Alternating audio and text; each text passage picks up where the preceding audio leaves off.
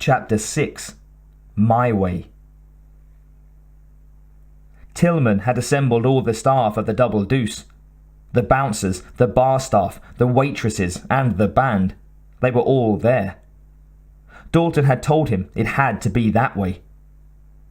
They sat in the middle of the club on chairs, all pointed at Tillman and the large pieces of paper that he draped over the elevated railing beside him.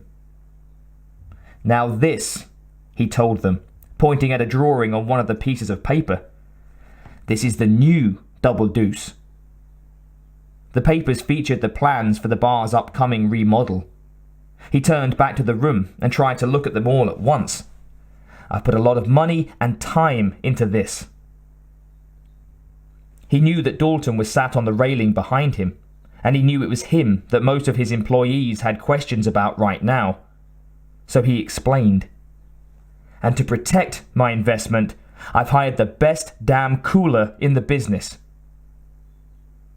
Dalton waited patiently for his introduction to be over. "From now on," Tillman continued, "he's in charge of all the bar business." He pointed up at Dalton with the rolled newspaper he held in his hand. "What he says goes." He stared at the room for a moment to make sure they'd all heard loud and clear, before saying, "Dalton?" Dalton threw down the cigarette he'd been smoking and crushed it out with his foot. He took his time with it, making them wait for him. It was time to let the Double Deuce staff know how things would be from here on out, and see how they felt about that. He slowly walked to stand in front of the group, smiling at them politely the whole way. He'd always believed that if you had a point to make, you should get right to it and not waste time with unnecessary pleasantries. So he did. "Morgan, you're out of here." The room instantly went silent, the rest of the staff realizing what kind of meeting this was about to be. Each of them was quickly scanning their memories for anything they might have done that would have them up next on the chopping block. Even the innocent were feeling guilty. "What the fuck are you talking about?" Morgan growled. "You don't have the right temperament for the trade," Dalton told him simply. No more explanation or evidence was needed as Morgan pulled himself to his feet, declaring, "You asshole!" He walked over to Dalton. "What am I supposed to do?" he asked angrily, getting in his face. "There's always barber college," Dalton told him facetiously.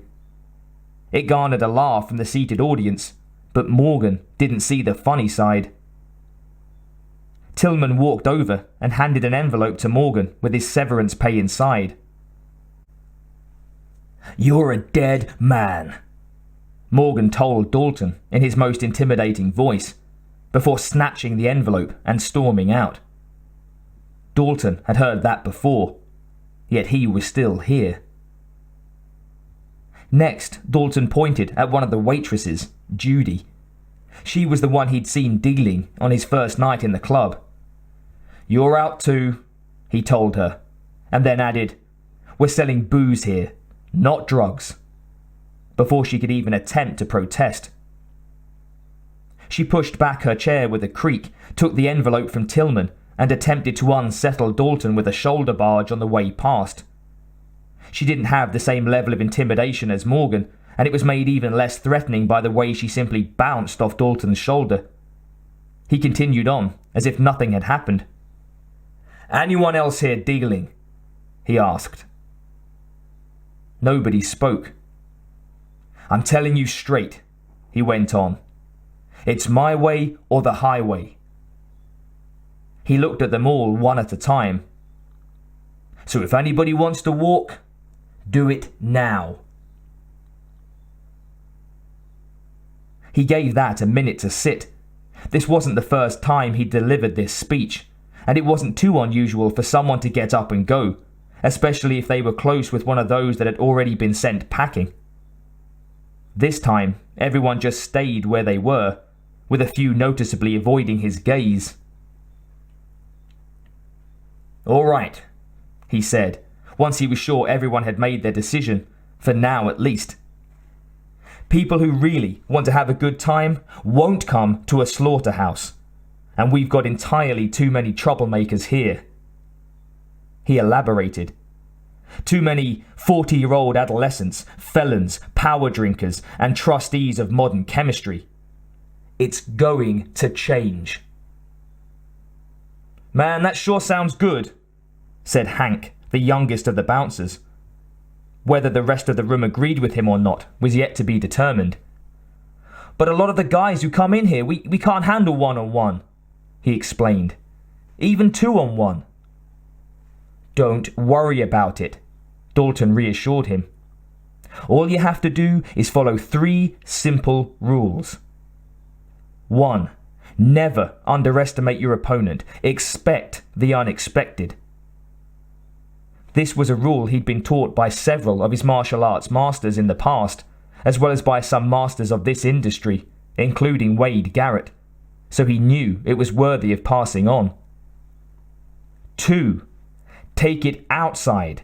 Never start anything inside the bar unless it's absolutely necessary. From what he'd seen of the Double Deuce so far, he knew this amounted to a sea change for some of them. And 3. Be nice. Dalton thought that this was going to be the hardest rule of all for them to follow, most believing that the best approach to problematic customers was browbeating them, or physically beating them, to get your point across. That was Morgan's way, but it wasn't Dalton's. Sure enough, Jack, the most rotund of the remaining bouncers, spoke up.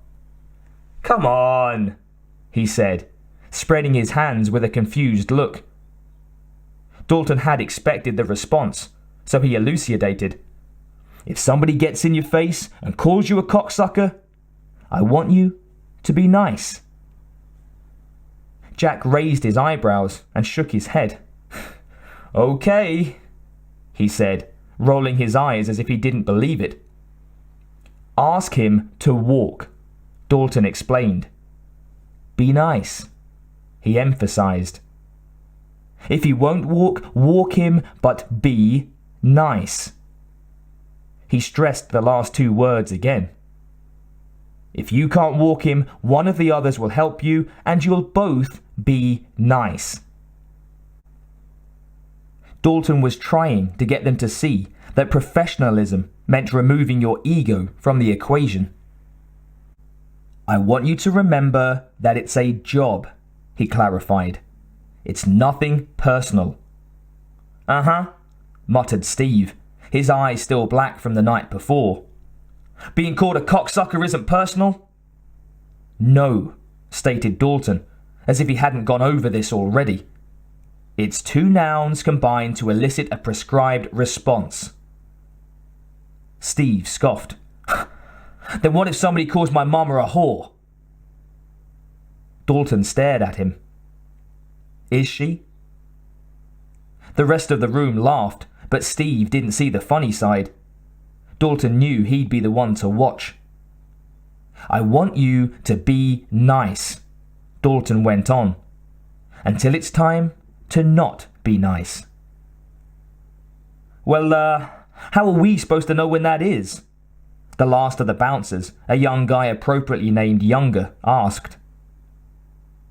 Dalton knew that if they took nothing else from this first talk, it needed to be this. You won't, he stated. I'll let you know. You are the bouncers, I am the cooler. All you have to do is watch my back and each other's.